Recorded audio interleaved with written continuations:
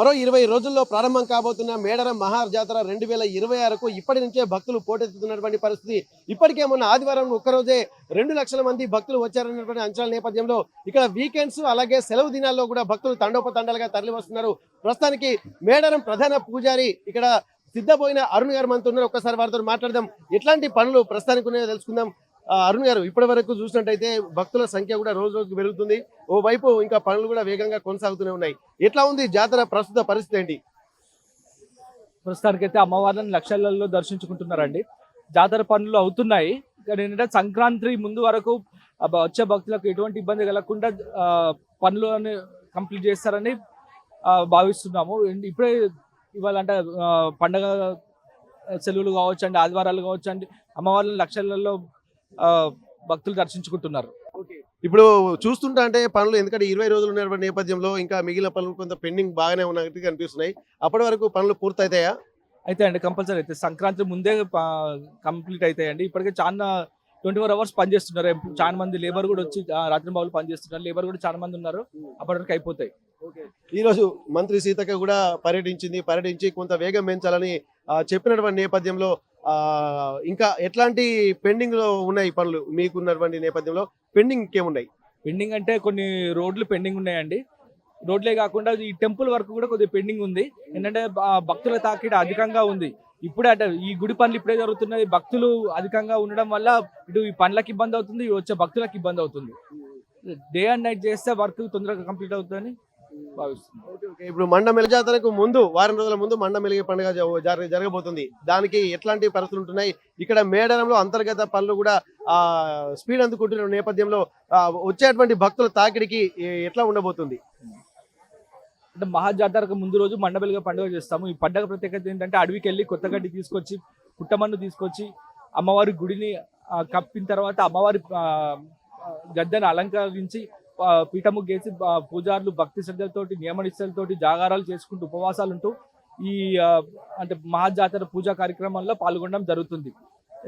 పనులు కూడా వేగంగా జరుగుతున్నాయండి. వచ్చే భక్తులకు ఎటువంటి ఇబ్బంది కలగకుండా పనులు కంప్లీట్ కావాలని ప్రభుత్వం వారు కూడా పట్టుదలతో పనులని చేస్తున్నారు. దగ్గరుండి చేపిస్తుంది మన సీతక్క గారు.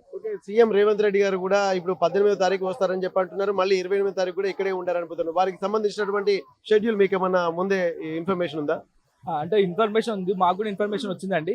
కానీ అంటే అది 18వ తారీఖు వచ్చింది సమీక్ష సమావేశం ప్లస్ టెంపుల్ ఓపెనింగ్ కూడా సీఎం గారి చేతుల మీదుగా అదే రోజు ఉందండి.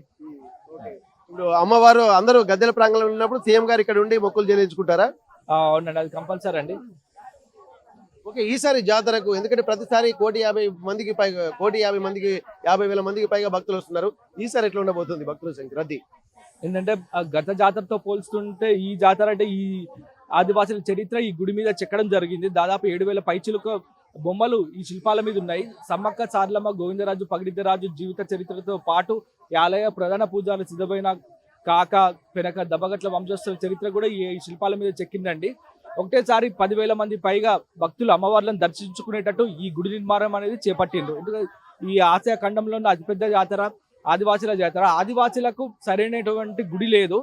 మొట్టమొదటి గుడి ఇదే అనుకుంటాం. మన గవర్నమెంట్ వారు దగ్గరుండి అన్ని పనులు చేస్తున్నారు. ముఖ్యంగా చాలా ధన్యవాదాలు ఇటు మన కాంగ్రెస్ గవర్నమెంట్కి, మన సీఎం గారికి, మన సీతక్క గారికి, మన కొండ సురేఖమ్మ గారికి, అట్లాగే శ్రీనివాస్ అన్న గారికి పూజాల సంఘం తరఫున చాలా చాలా ధన్యవాదాలు తెలుపుకుంటున్నాం. ఇప్పుడు మేము ఆర్టీవీ గ్రౌండ్ రిపోర్ట్ ద్వారా ఇప్పటి వరకు అన్ని పనులు పరిశీలించిన తర్వాత దూరం నుంచి వచ్చేటువంటి భక్తులకి ఇక్కడ బాత్రూమ్ సౌకర్యం అనేది దగ్గరలో ఇక్కడ ఎక్కడా లేదు. మహిళలు కూడా ఇబ్బంది పడేటువంటి అవకాశం ఉంటుంది. ఎందుకంటే ఎక్కడికైనా చాలా దూరం వెళ్లాల్సినటువంటి పరిస్థితి. ఇక్కడ శాశ్వత ప్రాతిపదికన పనులు నిర్మాణాలు చేపడుతున్న నేపథ్యంలో మరి ఆ ఒక లోపం అయితే ఇక్కడ కనిపిస్తుంది. మరి భక్తులు ఏమైనా ఇబ్బందులు పడుతున్నట్టు కూడా మాకు తెలుస్తుంది. మీకు ఏమన్నా దానికి సంబంధించి ఇనిషియేషన్ తీసుకునే అవకాశం ఉంటుంది ఇక్కడ ఏర్పాట్లలో? అంటే పూజార్ల సంఘం తరపున నా యొక్క డిమాండ్ ఏంటంటే వాష్రూమ్స్ జాతర అప్పుడే కాకుండా జాతర తర్వాత కూడా ఈ చుట్టుపక్కల టెంపుల్ ప్రిమిసెస్ లో వాష్రూమ్స్ అనేది కంపల్సరీ కావాలి. ఇప్పటికీ ఇక్కడ ఎక్కడ వాష్రూమ్స్ లేవండి. వచ్చే జనాలు ఇబ్బంది పడుతున్నారు. ముఖ్యంగా లేడీస్ చాలా ఇబ్బంది పడుతున్నారు. త్వరగా వాష్రూమ్స్ కంప్లీట్ చేస్తే వాళ్ళకు కూడా ఇబ్బంది కలగకుండా ఉంటుందని నా యొక్క మనవి.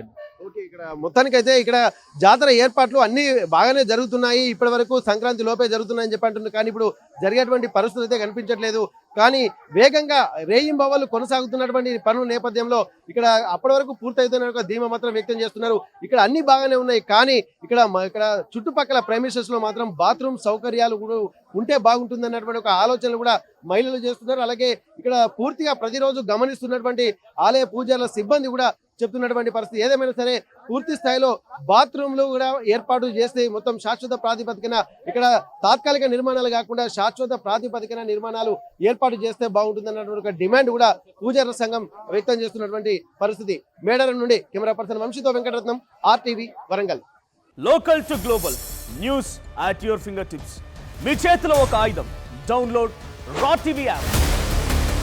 Media legend Ravi Prakash is back.